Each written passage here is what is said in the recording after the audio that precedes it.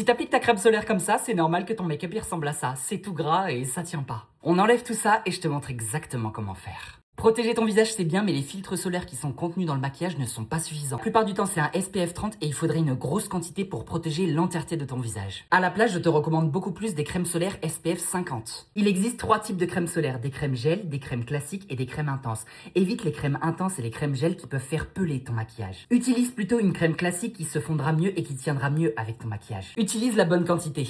Si t'appliques seulement quelques petits points, ton visage ne sera pas complètement protégé. La quantité recommandée c'est 2 phalanges. Tu la réchauffes ensuite dans les mains et tu l'appliques délicatement. Et surtout une chose, n'oublie pas ton cou.